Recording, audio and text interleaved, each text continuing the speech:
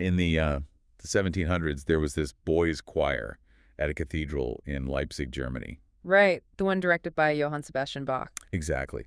And if you look at the historical records from Bach's tenure there, you find a biological detail that feels, honestly, almost impossible today. It really does. Yeah, the boys in his choir, the sopranos, they didn't see their voices break until they were around, like, 17 years old. Which is wild. Today, that happens years earlier. I mean, teenagers are biologically transforming faster than at almost any point in recorded human history. And stepping into a world that, demands more from them than ever before. Right. It completely upends the way we traditionally visualize growing up.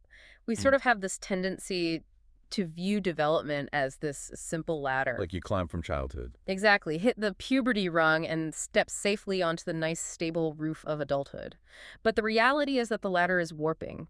The rungs are spaced completely inconsistently, and the biological timeline is just shifting beneath our feet. Which is exactly why we're taking a massive deep dive today into the true landscape of youth development. Yes, we are. So if you are sitting there staring down a mountain of developmental psychology coursework, trying to figure out how all these biological, cognitive, and social milestones actually fit together, don't worry. We're doing the heavy lifting for you today. We really are. We're going to map out that entire chaotic transition. From the complete reliance of childhood all the way to the prolonged independence of modern emerging adulthood. And we have a pretty formidable stack of sources to guide this mapping. We'll be pulling heavily from the structural frameworks in Peter K. Smith's comprehensive text, Adolescence, a very short introduction. But to give that academic framework some color and some global context, we're also analyzing a photograph of a youth gathering reeds in war-torn Raqqa, Syria. Right, and looking at the linguistic phenomenon of the 2017 Oxford Word of the Year, which was youthquake. Yeah. But the most compelling source we have, and the one that honestly provides a perfect mental model for everything we're about to discuss, is a photograph showing a visual allegory. It's a great image. It's an image of a Kurdish hand-weaving loom. And it's brilliant because when you look at it, you don't even see the weavers' faces. Right, you just see their hands moving frantically over this vibrantly colored rug. And at the bottom of the loom, tying down the vertical threads, are these massive, heavy gray stones. The loom is basically the ultimate representation of developmental tension, because in neurobiology and psychology, adolescence is defined by opposing forces. So what do the stones represent? Well, those heavy stones hanging at the bottom, they represent the unavoidable weight of biological reality. The sudden influx of hormones, the expectations of tradition, the impending responsibilities of adulthood. They pull down on the system to provide necessary gravity. Exactly. Then you have the vertical warp threads, and those are the potential life paths, like the scaffolding of an individual's future. And the hidden hands darting back and forth across those threads, those represent the adolescent brain. Yes. It is actively trying to weave a complex, colorful, coherent personality out of that immense tension. It's a literal portrait of a structural metamorphosis. Right. Like the teenager isn't just passively growing taller. Right. Their brain is actively constructing an entirely new reality. But before the brain can start weaving those really intricate patterns of identity and social behavior, the structural tension has to be set. The stones have to drop into place. And biologically, that happens with the physical onset of puberty. Right, the universal starting line for adolescence. So let's trace the mechanics of that starting line.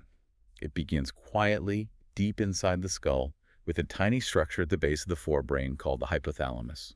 The hypothalamus functions essentially as a biological thermostat. So throughout childhood, it's quietly monitoring the body, maintaining a steady baseline. Just keeping things cool. Exactly. But at a certain point, the internal setting on that thermostat gets violently cranked up, and it triggers the pituitary gland to wake up and start working overtime. It's the initiation of what endocrinologists call the HPG axis, right? Yes, exactly. The hypothalamus signals the pituitary, which in turn signals the gonads. And suddenly you have these massive amounts of growth hormones and sex hormones, androgens, testosterone, estrogen, progesterone, just flooding the bloodstream. And that hormonal flood triggers the profound physical transformation we call the growth spurt. The data Smith highlights on this is striking. Yeah, the numbers are wild. After a decade of very steady, predictable, incremental growth, the body suddenly just hits the accelerator.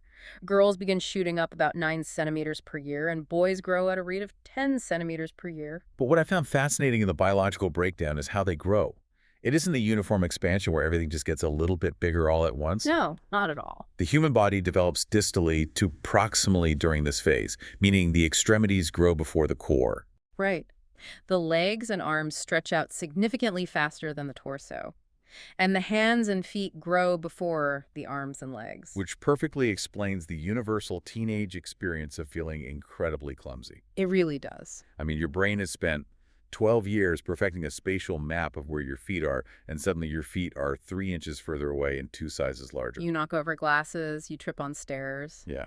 The body is literally outstripping the brain's internal proprioception. To measure this chaotic progression clinically, developmental psychologists and pediatricians rely on Tanner diagrams. Right, from the 1960s. Exactly, developed by James Tanner in the 60s and 70s. They're these standardized, graded visual scales that track the development of secondary sexual characteristics. So the stages of breast development, appearance of pubic hair, genitalia enlargement, things like that. Yes. And when Tanner mapped all this out, he highlighted a concept called sexual bimaturism. Basically meaning the pubertal clocks for males and females are not synchronized. They're offset by a pretty significant margin. On average, the hormonal cascade and the resulting physical changes begin in girls about 18 months before they begin in boys. Which creates that highly visible developmental gap in early adolescence where girls are often taller and, more physically mature than their male peers. But the gap between boys and girls isn't the only shift.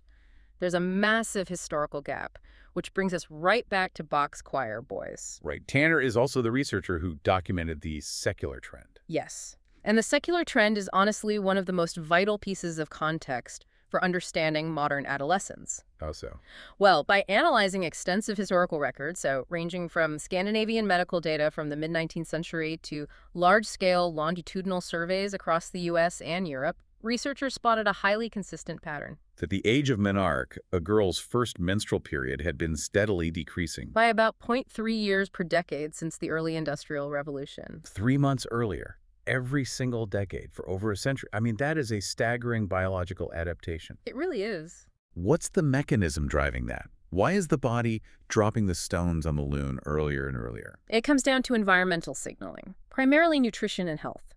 In the harsh conditions of the 1800s, childhood disease was rampant and caloric intake was often, precarious. Right. The human body is remarkably efficient. It will not initiate the incredibly energy-intensive process of puberty and the subsequent capacity for reproduction if it detects starvation or chronic illness. It essentially waits for a specific threshold of safety. Specifically, a threshold of relative fatness. Fat cells produce a hormone called leptin. Oh, right, leptin. Yeah, and leptin signals the hypothalamus that there are sufficient energy reserves to safely trigger the pubertal cascade.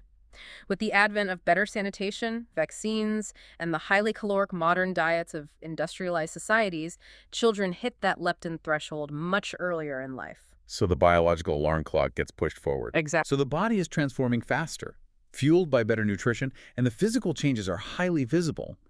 But what's happening behind the scenes? What are the hidden hands doing? Right, the brain. Because for a long time, the scientific consensus was that the brain was basically fully cooked by the end of childhood. You got your adult brain around age 10 and just had to fill it with information. Yeah, but that assumption has been entirely dismantled by modern neuroimaging. We now know that puberty initiates a period of intense, radical neurological remodeling. The brain doesn't just grow. No, it structurally reorganizes itself, fundamentally altering the relationship between gray matter and white matter. So let's break down the mechanics of that remodeling. Okay, so gray matter consists primarily of the cell bodies, synapses, and dendrites. This is where the actual processing of information happens. Oh, great. Interestingly, during adolescence, the overall volume of gray matter actually decreases. This happens through a biological process called synaptic pruning. I always picture it like a city planner looking at a map of roads and realizing that having a million tiny dirt paths is terribly inefficient. That's a perfect analogy. So they start bulldozing the unused dirt paths to make room for massive high-speed highways. That is precisely the function of synaptic pruning. The brain overproduces neural connections during childhood. At puberty, it begins cutting back the pathways that are rarely used. Which makes the remaining heavily trafficked pathways incredibly fast and efficient. Exactly. And while this pruning is happening, the white matter is simultaneously expanding. White matter is made of myelinated nerve fibers, essentially, Cables insulated in a fatty sheath called myelin. which vastly increases the speed at which electrical signals can travel across different regions of the brain. Right. But, and this is where the entire psychological experience of being a teenager comes into focus, those highways do not all get upgraded at the same time, No, they don't. which is explained by the dual systems model. And honestly, this is arguably the most illuminating framework in our entire stack of sources. The dual systems model provides the neurological explanation for why teenagers act the way they do. It posits that there are two distinct systems developing in the brain, but they're operating on completely different architectural schedules. First, you have the socio-emotional system. Right, driven by regions like the amygdala and the striatum. It is the part of the brain that is exquisitely sensitive to social rewards, to peer approval, to the thrill of a risk, and to that massive influx of gonadal hormones we just talked about. And this system gets its massive upgrade the second puberty hits. It comes online rapidly and forcefully. I always picture it like taking a standard, reliable family sedan and suddenly dropping a massive, roaring V8 sports car engine under the hood. The power is instantly available and highly reactive. But you still have the chassis of a family sedan. Exactly. Because the second system in the dual systems model is the cognitive control system, which is centered heavily in the prefrontal cortex. This region is responsible for executive functions, long-term planning, impulse control, logical foresight. Basically hitting the brakes on dangerous ideas. Yes. And the prefrontal cortex develops incredibly slowly. It continues heavily pruning and myelinating well into a person's mid-20s. So you have a roaring V8 engine of emotional and social drive, paired with the undeveloped, flimsy rubber bicycle brakes of the childhood cognitive control system. Which creates a temporary but profound vulnerability. Reward sensitivity skyrockets before the brain has the hardware to properly regulate those impulses. And looking at the research, the timing of when that V8 engine gets dropped into the chassis has huge implications. It does. The difference between early and late maturation changes the entire social trajectory, but it does so very differently depending on gender. The outcomes diverge sharply. Because adolescent boy peer groups generally highly value physical prowess, athletic ability, and height, an early maturing boy one who hits his growth spurt at 12 while his peers are still looking like children often experiences a significant social boost. He gains immediate status. Right. He might be selected for sports teams earlier, and he receives positive reinforcement from his environment. So he reaps the social rewards of the V8 engine without as much of the penalty. But for an early maturing girl, the dynamic is far more treacherous. Much more. An early maturing girl physically resembles a young adult woman, while her same-age peers still look and act like children. This immediately creates a phenomenon known as the maturity gap. And Terry Moffat's research dives deeply into this gap, right? Yes. It's not just about feeling awkward or experiencing body image discomfort, though that is absolutely a factor. It's really about who she starts socializing with. Because she looks older, she's often drawn to or heavily pursued by older peer groups. Exactly. And associating with older teenagers exposes her to social norms and pressures that her cognitive control system, her prefrontal cortex, is simply not equipped to handle yet. She faces intense pressure to engage in norm-breaking behaviors, alcohol consumption, truancy, early sexual activity. She's trying to navigate an older social world with a younger psychological toolkit, which vastly increases her risk profile. So the biological tension is set. The loom is warped, the hormones are flowing, the brain is pruning, and the V8 engine is running. Right. This physically transformed brain now has to start making sense of its environment. How does the adolescent actually start thinking about themselves and the world? Because they aren't just taller children. The fundamental nature of their reality is shifted. To map that cognitive shift, we look to the foundational work of Swiss psychologist Jean Piaget and his theory of formal operational thought. Piaget really revolutionized how we understand development, didn't he? Completely. By proving that children do not just know less than adults, they think in a fundamentally different way. He used clinical interviews and physical puzzles to diagnose the operating system of the child's mind. Prior to adolescence, Piaget argued that children operate in the concrete operational stage. Their logical reasoning is sound, but it's strictly tethered to tangible, concrete reality. They can only reason about things they can see, touch, or directly experience. The sources outline a brilliant way to test this, the syllogism test. Oh, yes. If you sit down with a concrete thinking 9-year-old and say, okay, I have 2 rules for you. Rule 1, all black dogs have 3 heads. Rule 2, the neighbors have a black dog. Question, how many heads does a neighbor's dog have? The concrete thinking child will immediately reject the premise. Yeah, they'll argue with you, saying, dogs don't have 3 heads, that's impossible. I saw the neighbor's dog and it only has 1 head. They literally cannot detach their logic from the concrete reality of the world. But when a young person transitions into the formal operational stage, which Piaget mapped to roughly ages 11 to 15, their cognition is liberated from the immediate and the tangible. They acquire the capacity for abstract, hypothetical reasoning. Right. So a teenager hears that exact same puzzle and says, well, obviously dogs don't have 3 heads, but if we accept your completely hypothetical rules, then the neighbor's dog must have 3 heads. They can manipulate abstractions in their mind. Piaget famously demonstrated this using the pendulum task. He would bring a young person into a room and present them with strings of various lengths and a set of metal weights of different sizes. Oh, yeah. He would ask them to figure out what single factor determines the speed of the pendulum's swing. A younger child will just start haphazardly attaching random weights to random strings and pushing them. Right. Maybe learning a little bit through pure trial and error, but mostly just making a mess. Exactly. A formal operational adolescent, however, approaches the physical world like a scientist. They construct a hypothetical model. They say, I need to isolate the variables. Yes, they'll keep the string the exact same length, but swap out different weights to test the effect of mass. Then they'll keep the weight constant and test different string lengths. They systematically evaluate hypothetical scenarios against empirical evidence. It's an incredible cognitive superpower. It is. But this superpower of abstract hypothetical reasoning comes with a devastating side effect, identified by the psychologist David Elkind as adolescent egocentrism. It is the shadow side of formal operations. Because if you suddenly possess the ability to think abstractly about complex variables, you inevitably begin thinking abstractly about what other people are thinking about you. And because the adolescent is undergoing massive physical and emotional changes, they are intensely focused on themselves. They project that self-focus outward. Elkind split this egocentrism into 2 distinct phenomena. The first is the imaginary audience. Right. Because the teen can take the perspective of others, they make a persistent cognitive error. They assume that everyone around them is just as obsessed with their appearance and behavior as they are. We have all lived through this. It is the agonizing feeling of walking into a high school cafeteria and being entirely convinced that there is a blinding theatrical spotlight tracking your every movement. Oh, absolutely. You have a microscopic blemish on your chin, and you are inherently certain that every single person sitting at the table across the room is analyzing it. Yeah. It is socially exhausting. Deeply exhausting.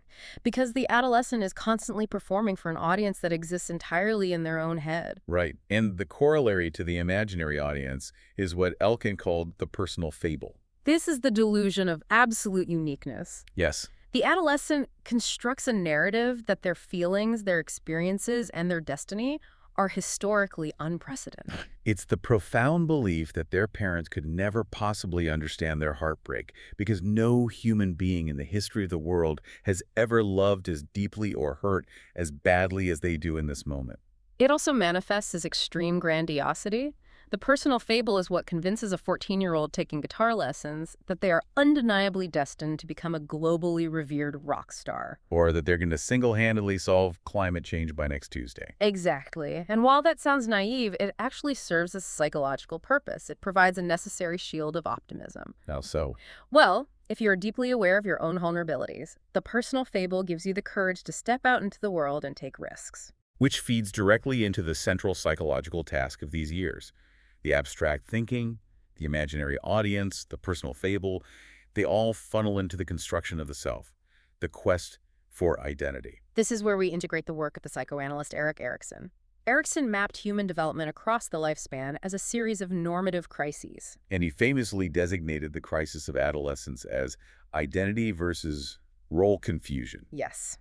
The young person is biologically and socially compelled to synthesize their past experiences and future expectations to figure out who they are, regarding their ideological beliefs, their future occupation, their sexual orientation. And Erikson argued that to survive this crisis, society must provide a psychosocial moratorium. Right, a culturally sanctioned grace period. A timeout from adult responsibilities where a young person is allowed to try out radical political beliefs, experiment with strange fashion subcultures, completely change their career aspirations without facing permanent, life-altering consequences. Though we must acknowledge that this moratorium is heavily class-dependent and largely a luxury of modern, affluent Western societies. Definitely.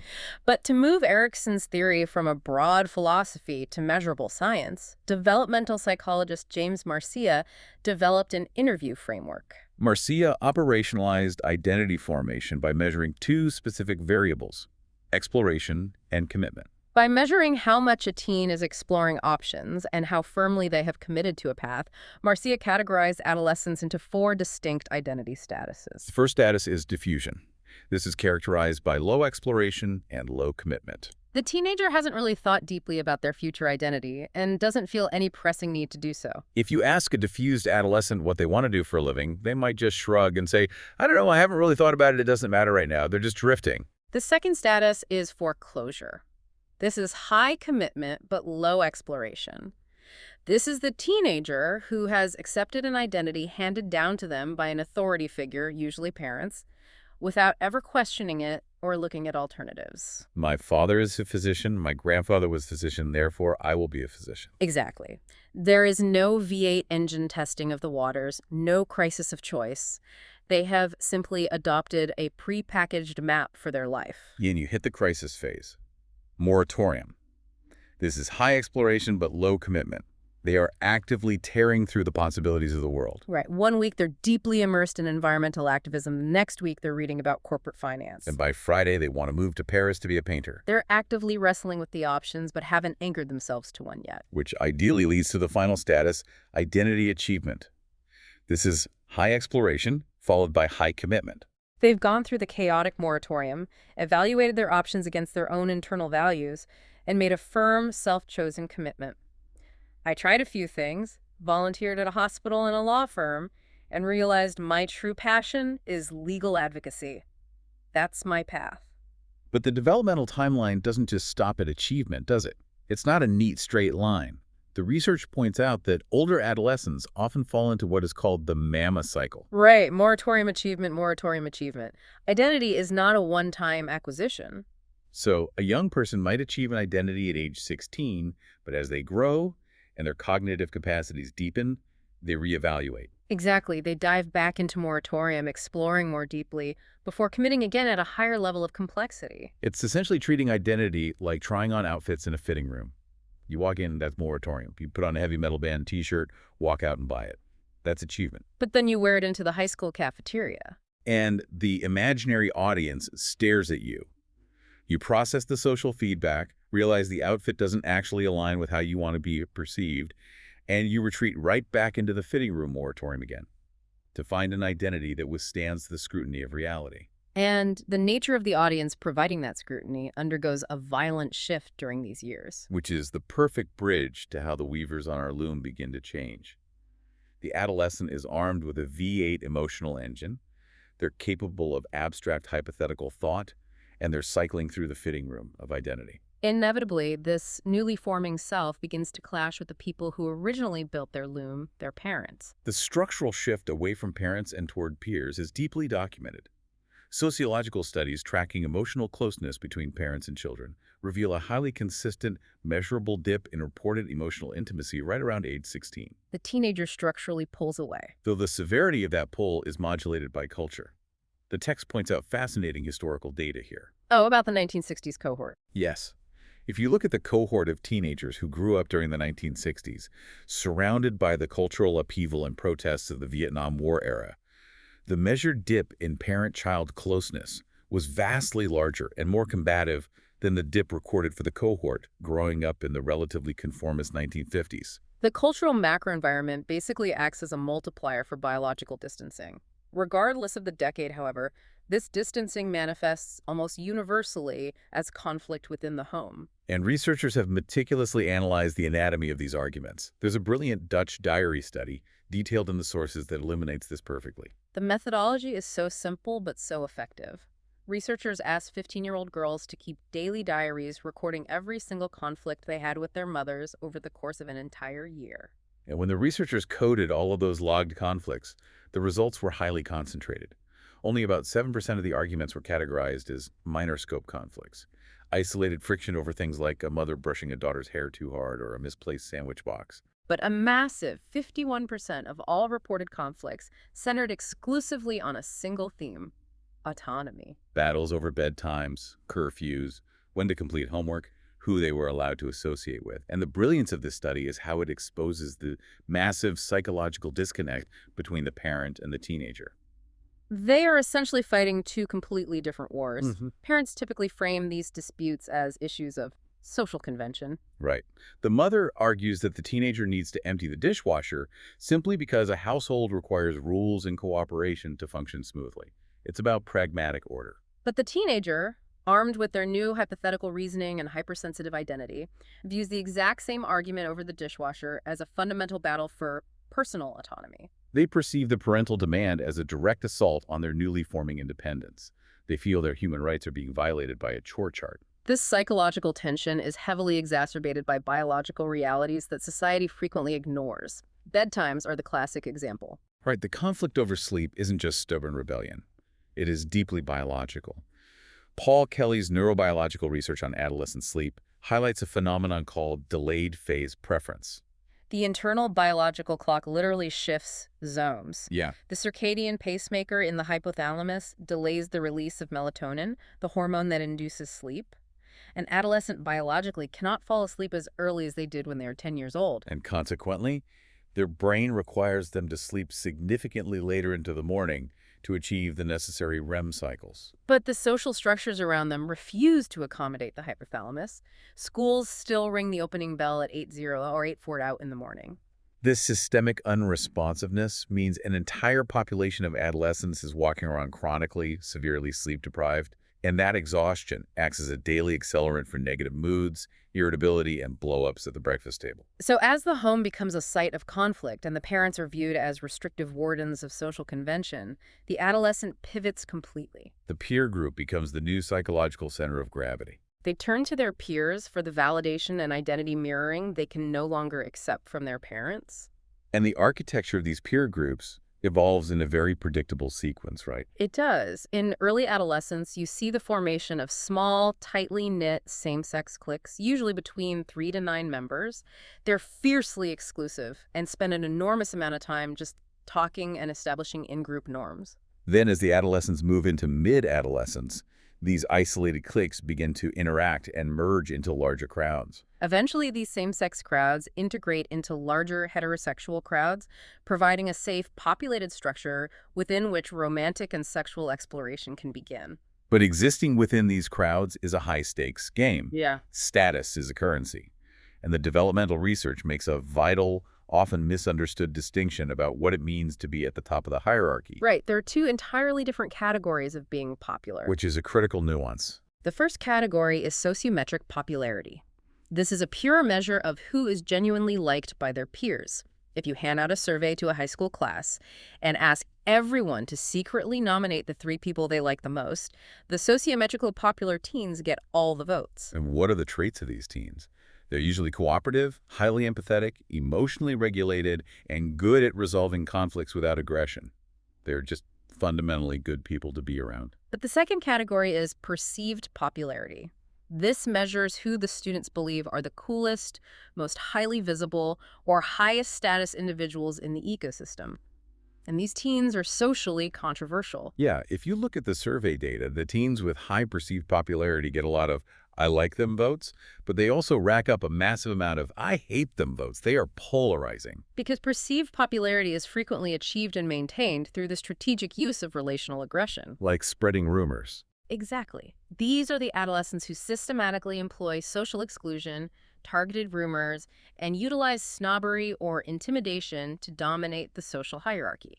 They command intense attention and dictate the norms of the crowd, but they are often deeply feared rather than genuinely liked. And navigating this minefield of perceived popularity, relational aggression, and shifting crowd dynamics radically changes how adolescents communicate with adults. Which brings us to the fascinating research on adolescent secrets. Teenagers are highly strategic about what they conceal from their parents, filtering information into 2 distinct buckets: personal concerns, and prudential concerns. Personal concerns involve choices about leisure time, clothing, or minor friendship drama. While prudential concerns represent actual substantive risks, experimenting with drugs, drinking, reckless driving, or communicating with dangerous individuals online. Now, the irony in the survey data is profound. When researchers ask adolescents point blank, should you tell your parents if you are engaging in prudential risks? The adolescents universally agree. They say, yes, absolutely, those things are dangerous. Parents should know. Their prefrontal cortex understands the logic. But when you measure their actual behavior, they do the exact opposite. They deliberately hide the prudential risks. And they hide them primarily out of a rational fear of the consequences. They know that disclosing a prudential risk will trigger heavy parental sanctions, being grounded, losing phone privileges, having their autonomy severely curtailed. But this creates an impossible tightrope for parents. If a teenager is hiding the fact that they are binge drinking or talking to a predator online specifically because they fear being punished, how is a parent supposed to protect them without resorting to what psychologists call psychological control? How do you parent a child who is terrified to tell you the truth?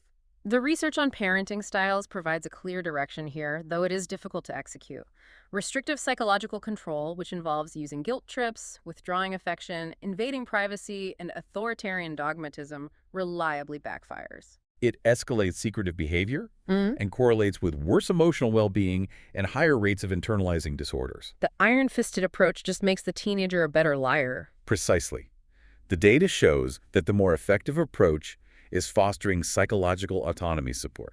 These are parents who actively facilitate the exchange of opinions. Instead of just demanding compliance, they explain the why behind a rule. They act more like consultants guiding the adolescent's decision-making process, rather than dictators enforcing it. Environments built on autonomy support show marginally higher rates of adolescent disclosure regarding those dangerous prudential risks.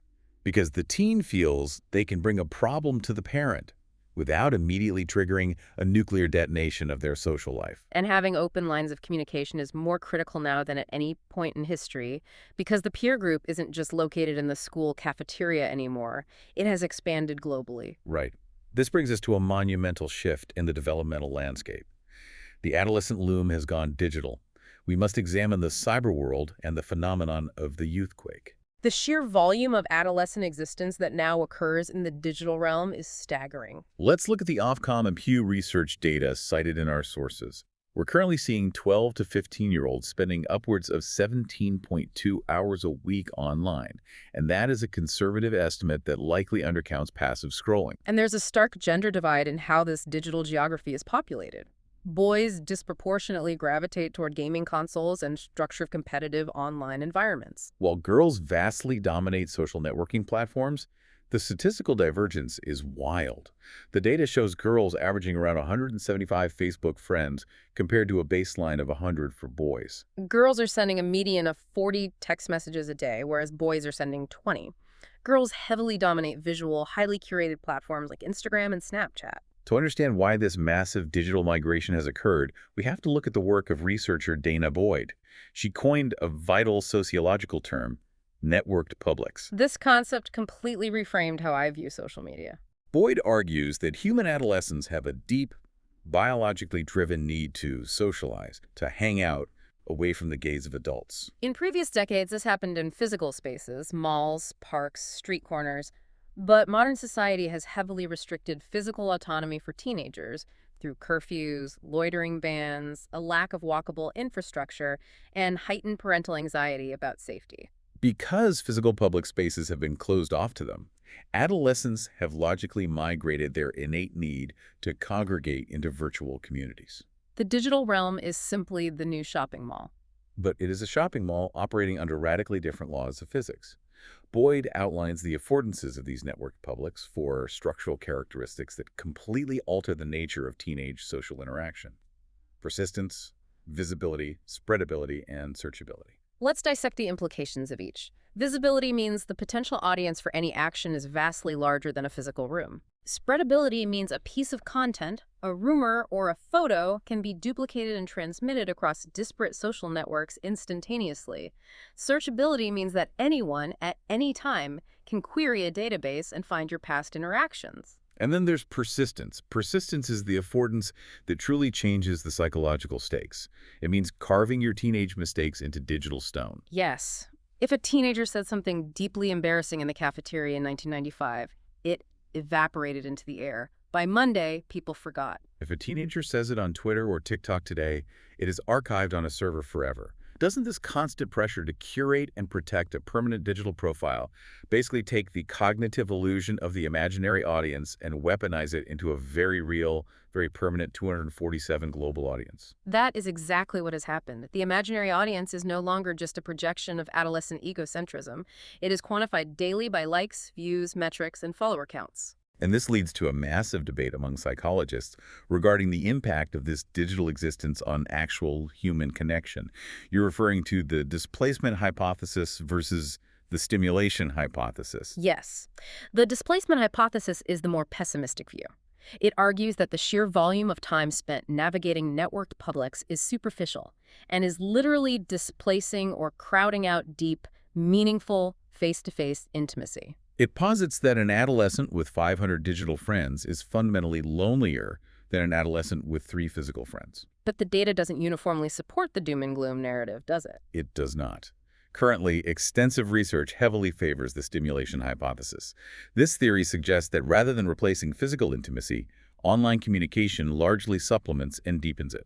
Adolescents are primarily using networked publics to maintain continuous asynchronous contact with the exact same friends they see at school.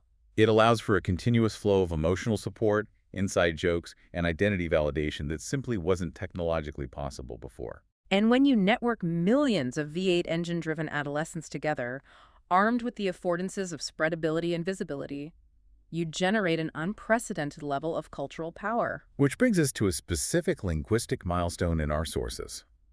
The 2017 Oxford Word of the Year. The word was youthquake. The dictionary defines a youthquake as a significant cultural, political, or social change arising from the actions or influence of young people. The term was actually coined way back in the 1960s by Vogue editor Diana Vreeland to describe how youth culture in swinging London was completely upending traditional fashion and music. But in 2017, the usage of the word spiked by 401%. And it wasn't about fashion anymore. It was driven by young people organizing politically and culturally on a massive scale. Networked publics are the engine of the modern youthquake. In the past, teenage tension and rebellion were inherently localized. You rebelled against your specific parents, your specific school board, or your local town council. The impact was contained. But with the spreadability of social media, a localized grievance or a specific instance of injustice can go viral in a matter of hours, uniting millions of geographically disparate adolescents around a single cause or cultural shift. They possess the logistical and communicative power to trigger global youthquakes entirely from their smartphones. They are no longer just weaving a personal identity, they are weaving a global tapestry. But wielding all that power, existing under the persistent glare of the digital audience, and operating a brain where the emotional engine outpaces the cognitive brakes, it naturally leads us into incredibly dangerous territory. The biological tension pulling on the loom requires an outlet. Which brings us to the reality of risk, rebellion, and the weight of the stones. We have to establish a baseline truth. Risk-taking and minor delinquency are normative features of adolescence. The survey data from the Home Office and the DCSF in the UK are incredibly illuminating here. They track self-reported offenses, and they show a massive, distinct peak in minor antisocial behaviors. Acts like vandalism, joyriding, petty theft, and property damage right around the ages of 14 to 16. The numbers are staggering. 41% of youths in that age bracket admit to committing at least one of these acts. 41%. Statistically speaking, it is almost abnormal if a 15-year-old isn't breaking some kind of rule. But obviously there is a massive gulf between throwing a rock through an abandoned window and embarking on a life of violent crime. Which is why criminologists rely heavily on Terry Moffat's developmental taxonomy of antisocial behavior. Moffat separates this massive wave of delinquency into two fundamentally different groups. The overwhelming majority belong to the adolescents limited group. These are the 41%ers. Correct. These adolescents engage in risky, illegal behavior almost entirely as a response to the maturity gap. They are physically mature, they crave autonomy, and they want to impress their peers. But society denies them legitimate adult roles. So they steal or vandalize to assert independence. But here's the key. As they grow older, as their prefrontal cortex finishes myelinating, and as they gain access to legitimate adult roles like jobs and relationships, they age out of the behavior. They They're- simply stop. But the second group in Moffat's taxonomy does not stop. No, that is the life course persistent group. This is a much smaller, distinct subset of individuals who begin displaying aggressive, highly disruptive behavior very early in childhood. This is often driven by a compounding mix of innate neurological vulnerabilities, like extreme impulsivity or lower verbal intelligence combined with high-risk, unsupportive, or abusive family environments. For this small group, the risk-taking of adolescence isn't a temporary phase of rebellion. It is simply the escalation of a lifelong, entrenched pattern of pathology. So if the life course persistent offenders are driven by deep-seated pathology, why do the normal adolescence-limited kids take such insane risks? Why does a straight-A student suddenly decide to go joyriding? Our sources present two violently competing models to explain this. I find this academic debate fascinating. The traditional view is the developmental psychopathology model. Yes. The developmental psychopathology model views adolescent risk-taking as inherently maladaptive. It frames behaviors like binge drinking, reckless driving, or engaging in physical fight as a sign that something has gone wrong in the developmental process. It indicates a failure of family bonding, a lack of engagement with schooling, or a breakdown of societal control mechanisms. The behavior is viewed purely as a deficit.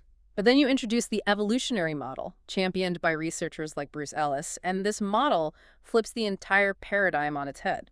The evolutionary model argues that adolescent risk-taking is not a malfunction of the brain, but a highly evolved, deeply adaptive strategy honed by thousands of years of human survival. In our ancestral environment, gaining status among peers and demonstrating physical prowess was literally a matter of life, death, and reproductive success.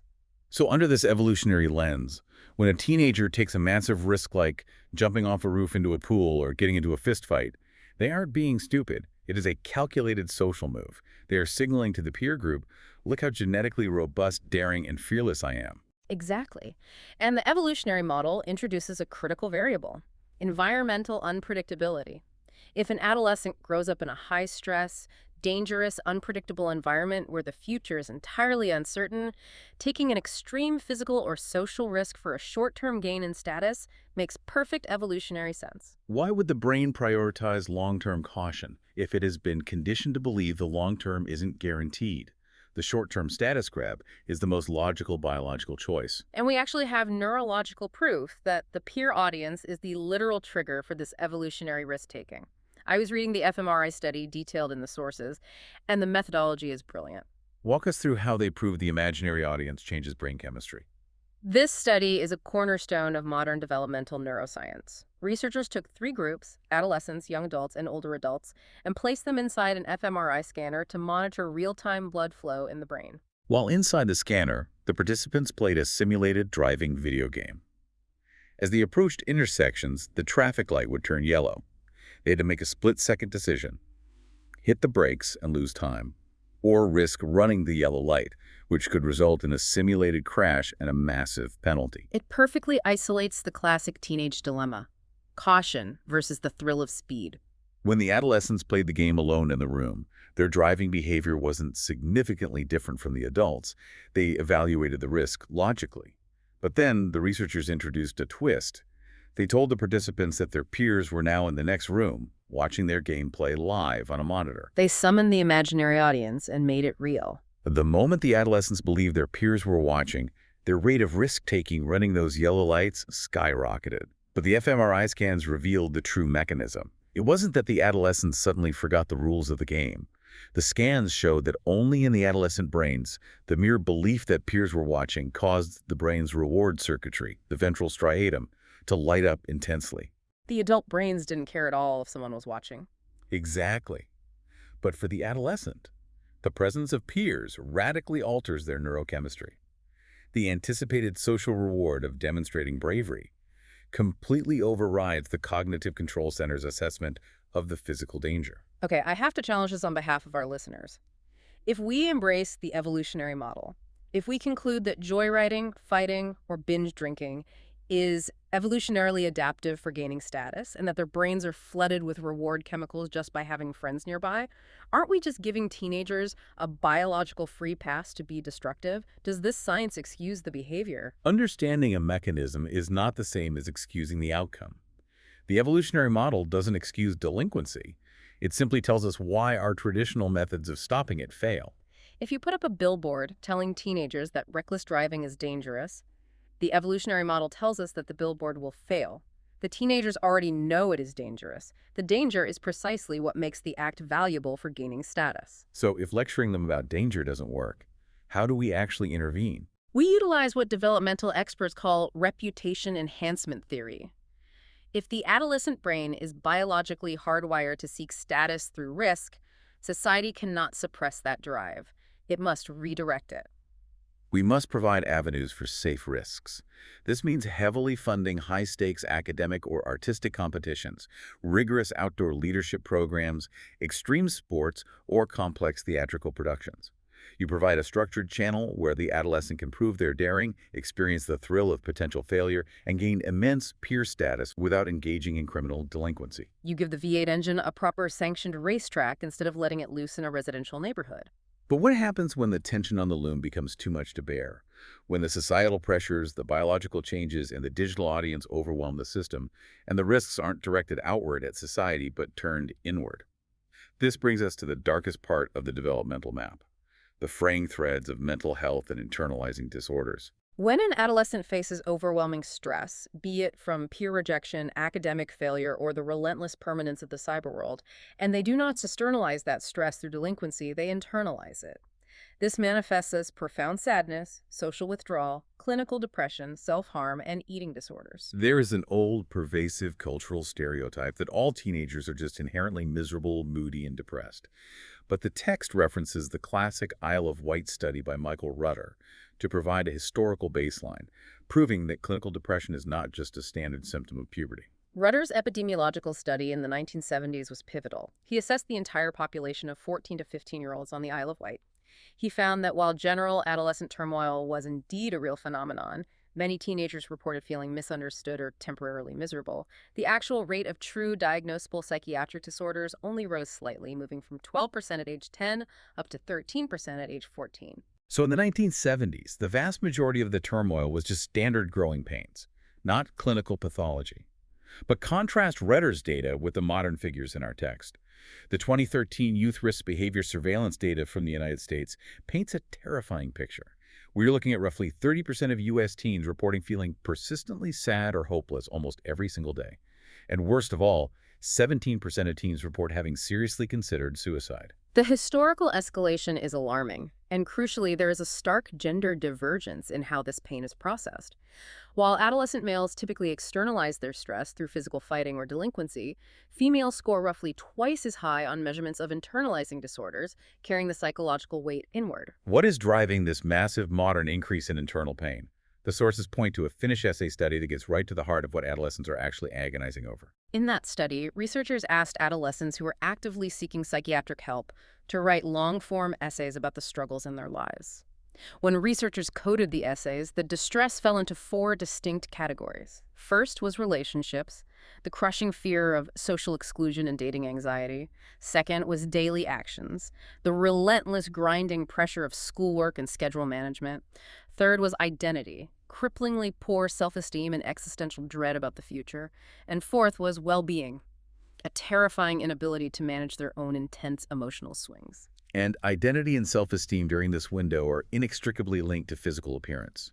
We have to address body image and the devastating reality of eating disorders like anorexia nervosa and bulimia. The rapid, uncontrollable physical changes of puberty, combined with the hypersensitivity of the imaginary audience, create a perfect storm for body dysmorphia. And this biological vulnerability is severely amplified by toxic media environments. The text highlights cultural controversies, such as the Topshop clothing chain utilizing distressingly thin mannequins and models, effectively weaponizing the imaginary audience to perpetuate an extreme, unattainable, westernized ideal of thinness. And the data reveals a dangerous dual distortion of reality between genders regarding weight perception. Almost half, 47% of clinically overweight boys falsely believe they are the right weight. Their cognitive bias blinds them to the health risk.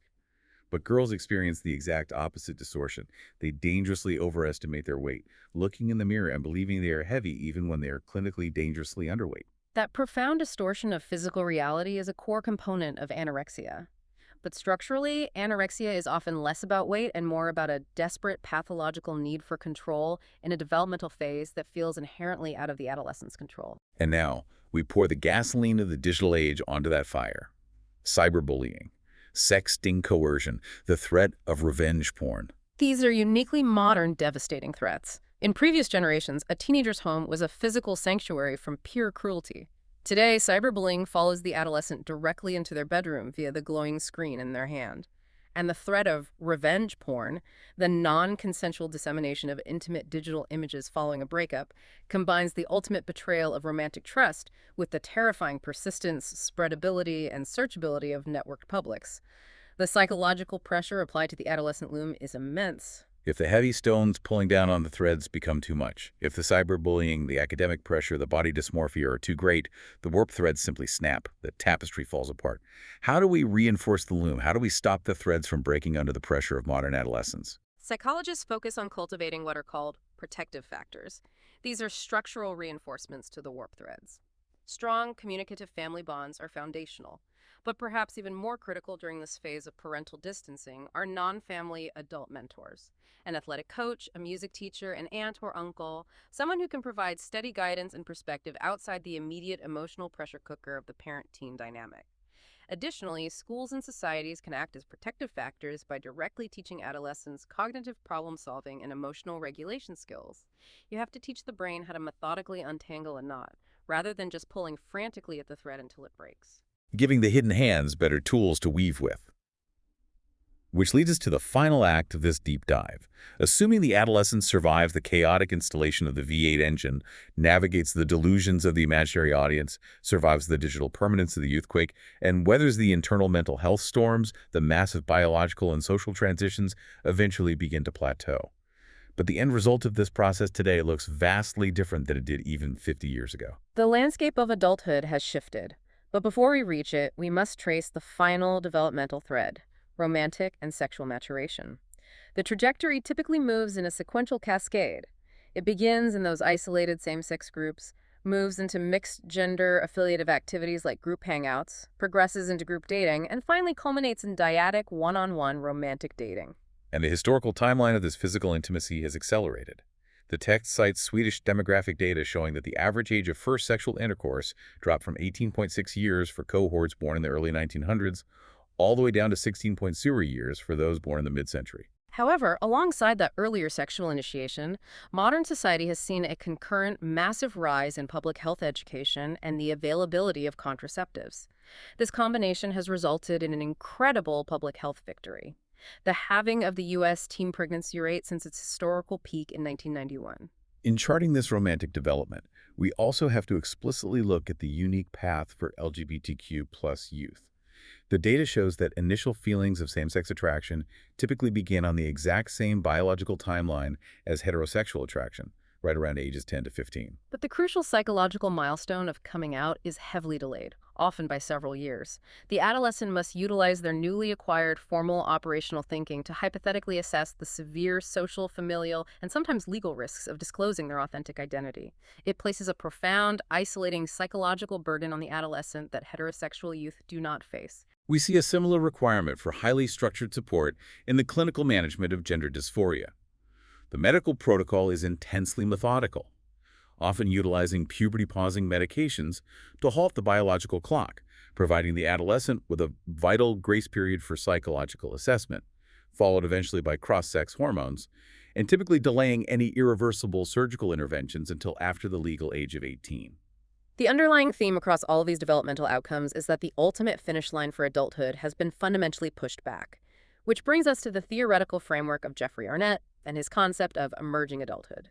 Arnett looked at modern demographic data and realized that the traditional sociological markers of adulthood, getting married, settling into a permanent career, achieving total financial independence, having children, were happening drastically later in life.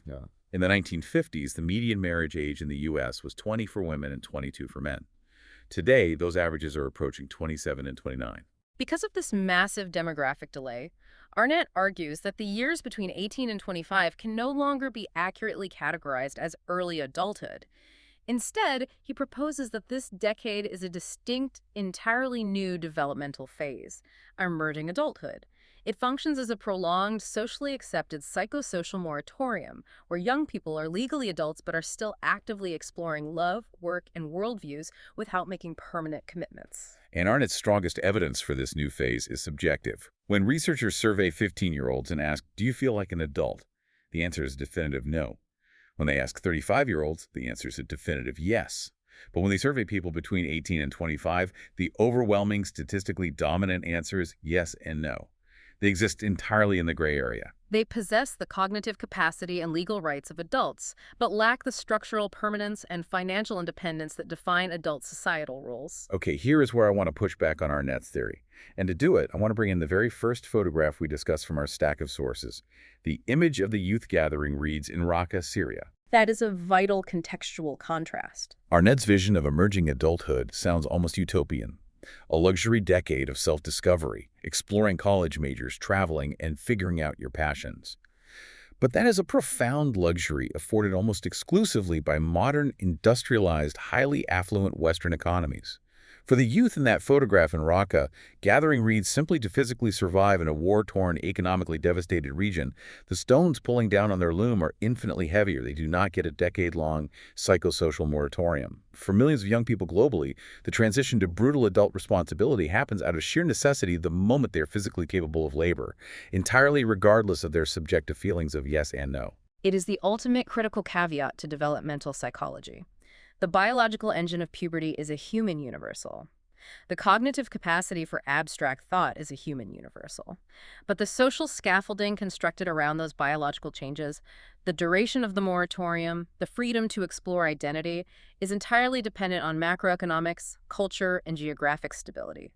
We cannot blindly universalize the affluent Western experience of prolonged leisure and extended education. Which brings us to the very end of the loom's incredible journey.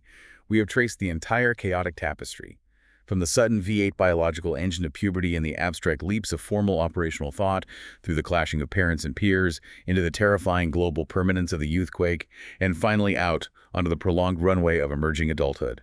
We have watched the hidden hands weave a mind. I want to leave you with one final, deeply provocative thought, based on the trajectory of the data we've explored today.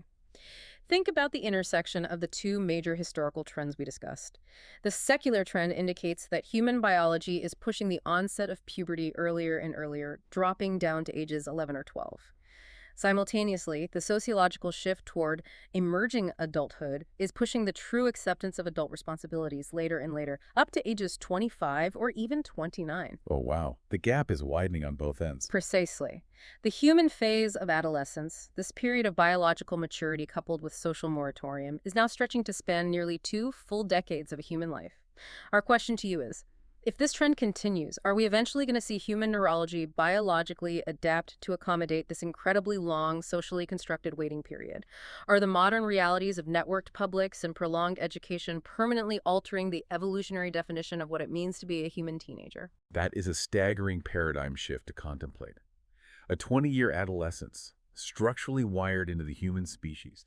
To everyone listening, whether you are prepping for a psych exam or just trying to understand the teenagers in your own life, you now have the master blueprint. You have the structural framework to look past the slam doors and the digital obsessions and see the heavy stones, the biological tension, and the hidden hands frantically weaving the tapestry of a new human being. Keep questioning the obvious, keep observing the world around you, and keep diving deep.